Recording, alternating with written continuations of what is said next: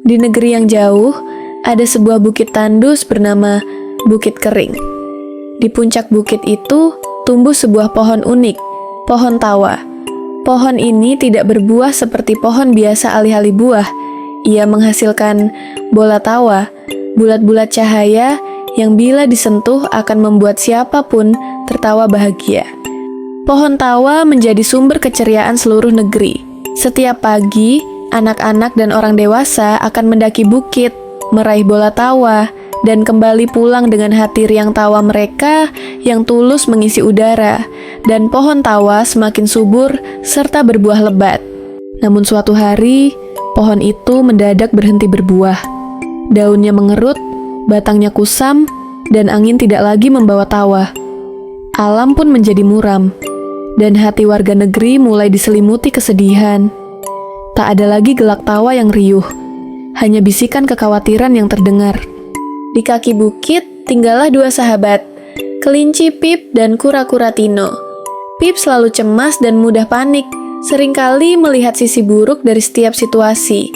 Sedangkan Tino lambat, tapi selalu optimis, tak pernah kehilangan harapan. Kalau pohon tawa mati, bagaimana kita bisa bahagia lagi, Tino? Keluh Pip, telinganya terkulai lesu. Semua akan gelap dan sunyi. Jangan begitu, Pip, jawab Tino sambil tersenyum pelan. Kalau kita berusaha, mungkin pohonnya bisa bahagia dulu.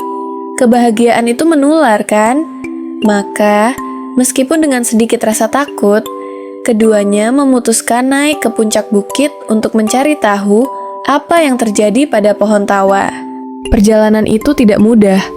Baru saja mereka meninggalkan desa. Mereka harus menyeberangi sungai bisikan suram. Sungai ini dulunya jernih dan riang, tetapi kini airnya keruh, dan udaranya dipenuhi bisikan-bisikan kesedihan. Hati-hati, bisik Pip.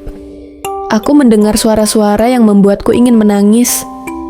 Setiap langkah mendekati sungai, semangat Pip semakin merosot. Bisikan itu seolah ingin mengatakan, tidak ada harapan, menyerahlah. Tino menyadari ketakutan Pip. Ia berhenti sejenak, menatap Pip dengan mata penuh keyakinan. Dengarkan aku, Pip. Abaikan bisikan itu. Fokus pada langkah kita. Kalau kita terus melangkah, bisikan itu akan tertinggal. Tino mulai bersenandung pelan. Lagu sederhana yang ia ciptakan sendiri. Lagu itu tidak menyingkirkan bisikan, tapi membuat Pip bisa fokus pada melodi Tino dan langkah kaki mereka yang terus maju perlahan. Tapi pasti mereka berhasil menyeberangi sungai. Setelah sungai, mereka harus melewati hutan kabut kebingungan.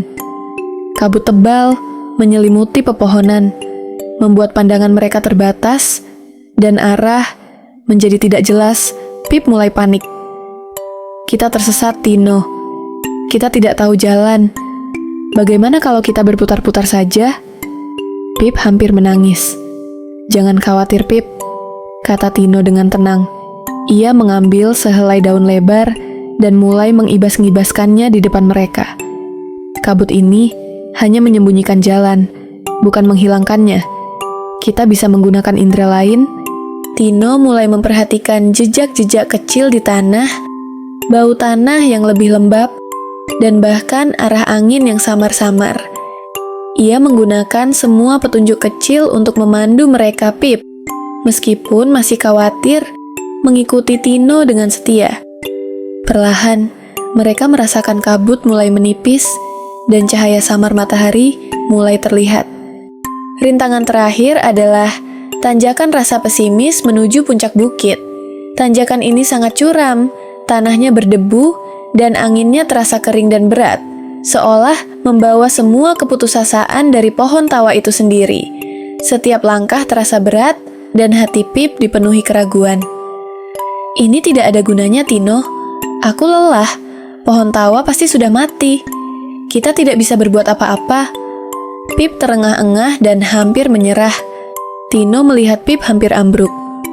Ia meletakkan cangkangnya di tanah, membiarkan Pip bersandar padanya sejenak. Dengarkan, Pip. Kita sudah sampai sejauh ini. Ingat bagaimana kita melewati sungai dan kabut? Kita tidak menyerah. Sedikit lagi, Pip. Sedikit lagi kita akan sampai. Tino kemudian menceritakan semua hal lucu dan konyol yang pernah mereka alami bersama. Ia mengingatkan Pip pada tawa pertama mereka, pada saat-saat bahagia yang telah mereka bagi. Perlahan, senyum tipis muncul di wajah Pip. Akhirnya, dengan sisa-sisa tenaga dan dorongan semangat dari Tino, mereka berdua berhasil mencapai puncak bukit. Setibanya di puncak, mereka melihat pohon tawa benar-benar murung. Dedaunannya menggantung lemas, batangnya kusam, dan tak ada sedikit pun cahaya tawa yang terpancar. "Pohon tawa, apa yang membuatmu sedih?" tanya Tino. Suaranya dipenuhi empati.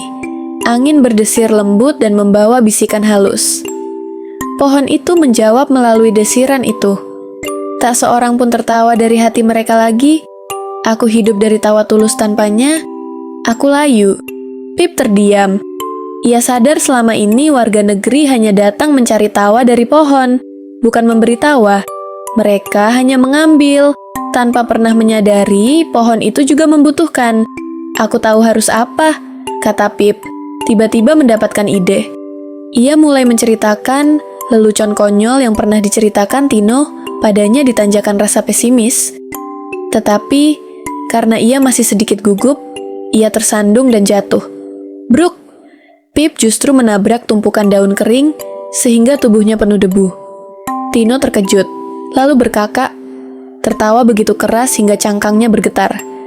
Gelak tawa itu begitu tulus, menular, hingga Pip pun ikut tertawa, melihat dirinya sendiri yang konyol. Tawa mereka, tawa tulus dari hati, mengalir ke udara, masuk ke daun dan akar pohon tawa. Daun-daun itu mulai bergetar. "Hahaha, aku merasakan tawa itu," bisik pohon itu berbinar. Cahaya kecil muncul dari salah satu cabangnya, bola tawa pertama setelah sekian lama.